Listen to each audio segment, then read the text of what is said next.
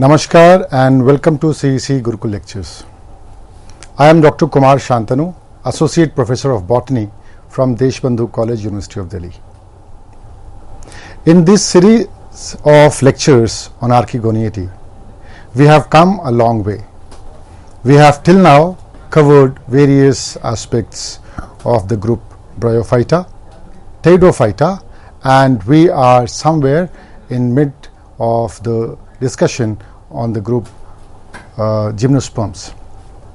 Now, we have already seen various general aspects of Gymnosperms. We shall try to understand the biology, the life cycle of this group with the help of certain examples of their genera. To begin with, let us start our discussion with the genus CYCAS. Now, CYCAS belongs to one such group of Gymnosperms which is called as Cycadopsida. It's a large group which comprises of 6 orders. Order Pteridospermales, Chaetoniales, Cycadiodiales, Cycadales, Pentoxylales and Glossopteridales. Now, out of these 6 orders, only Cycadales contains those living members. Remaining other 5 orders are extinct. Cycadales have a very ancient fossil history. They first appeared in the upper Triassic era, became abundant during the mid-Mesozoic era and then dwindled a bit. But a few of them exist even today and are therefore also called as living fossils. Cycadales compose of a group of plants with a number of primitive features than what are shown by any other group of living Gymnosperms. All the members of this group, they are also referred as cycads. One of the most unifying features of the cycads are they are mostly xerophytic. They look like a palm tree and they have a woody columnar unbranched stem which bears dense persistent leaf bases. All the cycads, they also have a crown of large, coarse, pinnately divided leaves which are present always at the apex. The wood in cycads is monozylic type. That means they have large pith and cortex. The wood also has mucilage canals which are often seen in pith and cortical regions. The cycad plants are slow growing and they live for ages. These cycads are true Gymnosperms as their seeds are naked and are borne on the modified leaves which are called as sporophylls. Male and female cones are present on separate plants, hence all the cycads happens to be dioecious. And these both different types of cones are mostly apical in position. The female plant has megasporophyll which bears orthotropous ovules which are usually sessile. On the other hand, the microsporophyll possess microsporangia on abaxial or lower surface. The spermatozoid has a spiral band of flagella and thus they are always motile in nature.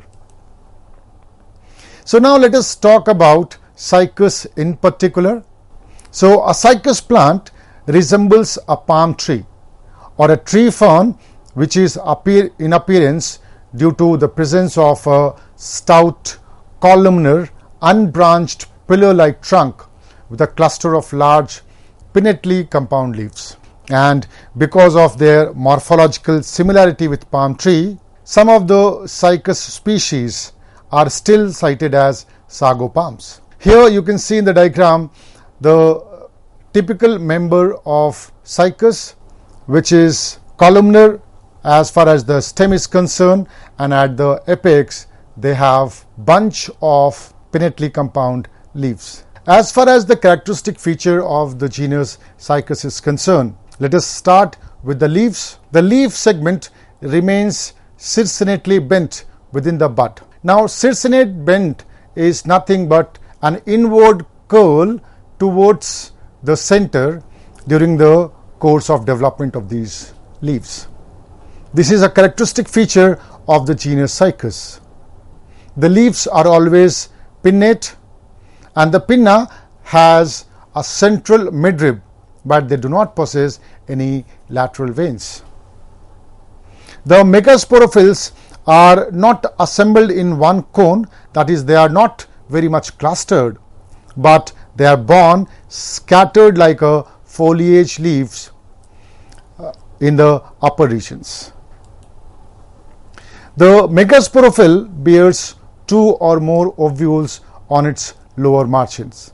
You can see very well in this diagram that on the lower side of these megasporophylls, 2 or more number of ovules are present on the margins, and these ovules are always ascending in nature. Here you can very clearly see the 2 crowns of CYCAS tree. Here you can see the development or arising of female megasporophyll, and here is a crown of leaves present on the apex. This is a picture of a male cone in case of CYCAS. Here the male cone is always at the tip of the apex, and each male cone is made up of small microsporophylls. Each microsporophylls on their lower side contains multiple microsporangium. Here we can see very clearly the crown or the cluster of megasporophylls. Each megasporophyll, they have large ovules on both the sides of their edges. As far as distribution of CYCAS is concerned, it is widely dispersed in Japan, Australia, and also in the islands of India and Pacific Oceans. This genus includes about 16 species which are distributed in the tropical and subtropical part of the world. CYCAS is represented by 5 species in India. These species are CYCAS bedomai, which are found in the hills of Kadapa district of Tamil Nadu and eastern Andhra Pradesh. CYCAS pectinata is found very frequently in sal forests of Sikkim and Assam, Khasi Hills and Manipur, whereas CYCAS circinalis is found in deciduous forests of Western Ghat and Odisha, CYCAS rumphai in beech forests of Andaman and Nicobar Islands, and CYCAS revoluta, which is very common. They are very frequently cultivated in gardens across the nation. As far as the morphology of CYCAS is concerned, the entire life cycle is dominated by sporophytic generation. The sporophytic body is differentiated into root, stem and leaves. The stem is woody and is columnar aerial structure which possess a cluster of pinnately compound large fern-like leaves. At the younger age, the stem is rhizomatous or tuberous in all species, but on maturation it becomes aerial in some of the species also. From the main stem, a branch develops as a small bulbil, which is actually an adventitious bud. These bulbil arises from the lower fleshy portion of the leaf base. Bulbils compose of a thick and condensed stem enclosed by scale leaves and form a young foliage leaves displaying circinate vernation. During initial stages, bulbil displays only scale leaves, but with further growth, it starts producing a crown of leaves just like the main trunk and subsequently appears as a branch. The bulbils also serve as a means of vegetative propagation in case of CYCAS. Factors such as physical injury, enhanced branching and other things also sometimes lead to more branching in case of CYCAS trunks. Whereas in undisturbed conditions, they remain unbranched or very poorly branched. You can very well see in this picture that the CYCAS plant can be mainly distributed or mainly distinguished into three parts. The lower portion, which will carry the root, the erect stem and the crown of leaves. In the center of this crown, male and female sex organs are born. The male sex organ is born in a cluster of microsporophyll called as male strobilus, and the female sex organ bearing structures are called as megasporophylls. In case of CYCAS, the male and female plants, they are separate.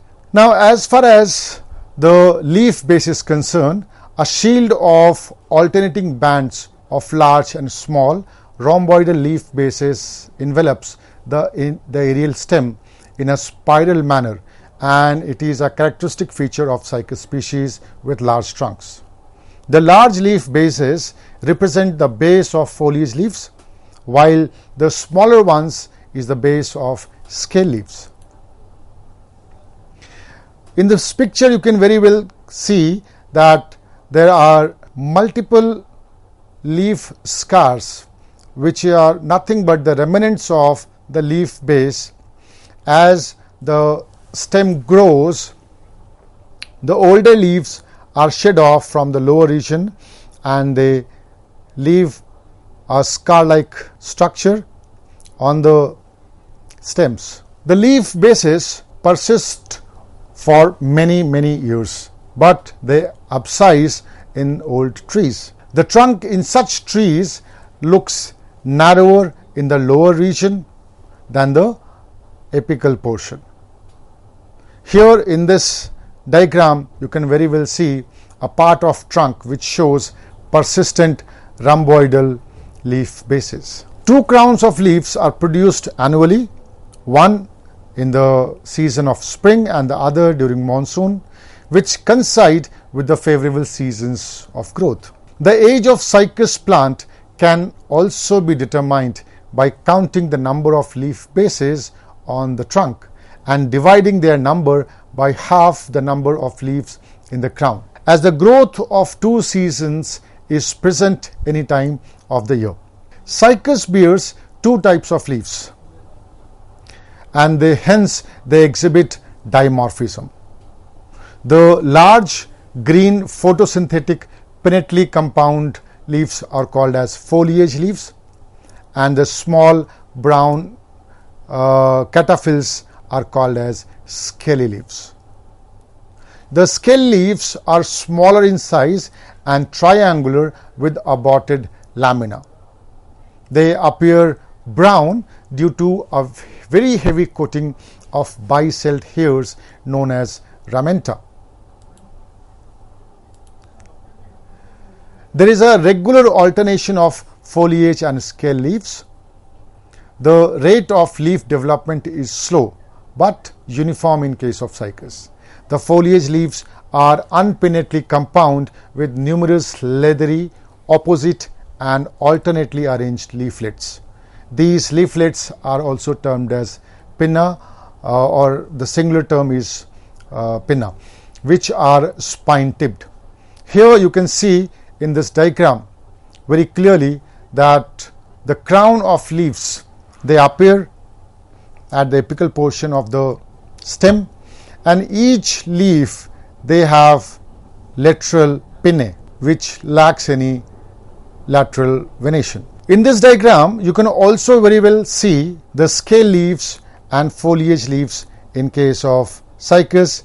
The scale leaves and foliage leaves, they alternate each other during the course of development in CYCAS. The leaves possess a long rachis and a short petiole.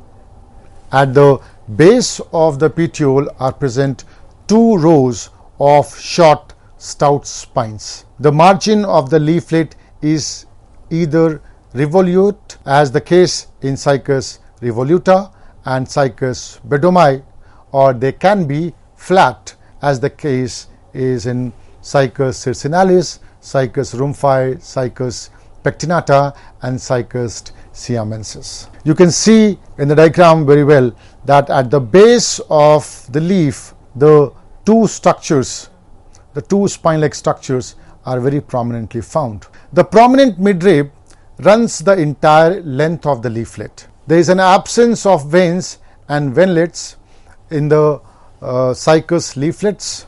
The plant possesses fern-like characters such as straight or circinate rachis and circinate vernation of leaflets. Two crowns of pinnately compound leaves are produced each year. The root system possesses a normal root system and a coralloid root system. In the normal root system, the primary root is the taproot with lateral branches, and it is gradually replaced by an adventitious root system comprising of large fleshy roots. Some of the roots near the soil grow upward and form apogeotropic roots which get infected by cyanobacteria, algae and fungi. An apogeotropic root is nothing but an negatively geotropic root which tends to grow against the force of gravity. The algal growth results in the distortion of rootlets, leading to a mass of tubercles which resemble corals, and hence they are also named as coralloid roots. These roots are also they show dichotomous branching, and they possess swollen tips and lenticels. This repeated dichotomy is another important reason behind the dense coral-like appearance of coralloid roots. In addition to the coralloid roots, non-coralloid aerial roots also occur in some part of CYCAS, some species of CYCAS. Such type of roots arise from the base of the bulbils or the leaf bases, and they are positively geotropic. Both normal and coralloid roots have abundant lenticels on their surfaces. These lenticels, they help in adequate gaseous exchange from the atmosphere. Here in the diagram, you can very well see the swollen tip of one such coralloid root. Here, the coralloid root that is dichotomously branched, and this swollen tip is also one of the identifying features, and they appear like corals, and that is why they have been termed, or they have been named as coralloid roots. This swelling is due to the presence of some kind of symbiotic association with blue-green alga. Now let us talk about the anatomy of the stem. As far as the stem of CYCAS is concerned, the stem has a very rough outline, or the non-uniform outline, because of the presence of leaf bases. The leaf bases are quite persistent, and because of the presence of leaf bases, the outline is always non-uniform. The outline shows predominance of the stem anatomy, shows predominance of parenchymatous tissues. In a transverse section, a large parenchymatous pith occupies most of the central region and forms a major portion of the entire stem. The pith cells contain abundant amount of starch also sometimes called as sago. In case of CYCAS stem, the pith is encircled by a ring of numerous small vascular bundles which are conjoint, collateral and open. An open vascular bundle is the one which contains cambium tissues between xylem and phloem. The protoxylem is endark, which means the protoxylem is towards the central position or towards the central axis. Now, outside the vascular ring lies a white cortex which is connected with the pith by broad medullary rays. The stem of CYCAS is mostly parenchymatous with a scanty amount of xylem, and this condition in CYCAS stem is also referred as monoxylic conditions. This is why it has a poor timber value. In such a situation, mechanical strength to the stem is provided by the thick and rigid shield of leaf bases and periderm. The primary vascular bundle is an endark siphonostele in mature plants but mesark in the seedling stages. Some cells of the pith and medullary ray contain calcium oxalate crystals. In addition, mucilage cells are also present both in the pith and the cortex. Mucilage helps in the conservation of water, and this is a xerophytic adaptation also which is found in CYCAS. The leaf traces are known as the girdles. Leaf trace bundles and tannin cells are a conspicuous feature of the cortex cells in CYCAS stem. The girdling of leaf traces is a very distinctive and unique feature of CYCAS. A leaf trace usually does not enter directly into the nearest leaf. Instead, it turns around a semicircle or girdles the stem and then enters the leaf almost opposite to its point of origin. It is also joined at intervals by other traces so that a number of them enter each rachis. There are two types of leaf traces: the direct or radial traces arising from the primary vascular bundle and supplying straight to the leaf on the same side. These traces do not girdle the stele but take a straight path through the cortex before entering into the leaf. Whereas the girdle traces arise from the primary vascular bundle but from the side opposite to the leaf which is to be supplied. Each leaf has two girdle traces. In their course through the cortex, they girdle the stele on two sides just like the curved prongs in a pair of tongue and become completely reversed while passing through the cortex. These girdle traces are exclusive to the group Cycadales. You can understand this with the help of this diagram where a transverse section of CYCAS stem has been shown.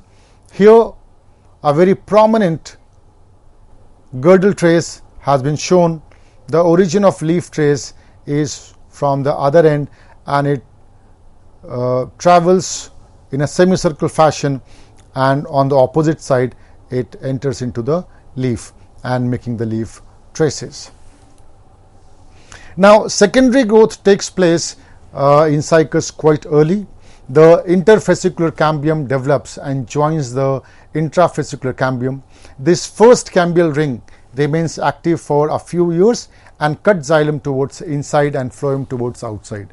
After some time, another cambium ring develops outside the secondary phloem at the irregular intervals. And by the time first cambium ring stops functioning, this process of secondary growth is repeated at regular intervals. In this way, a number of alternating rings of xylem and phloem are found.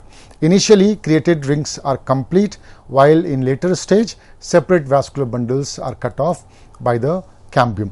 So this was regarding the anatomy of stem in CYCAS. We have till now covered the morphological aspects of leaf, stem and root.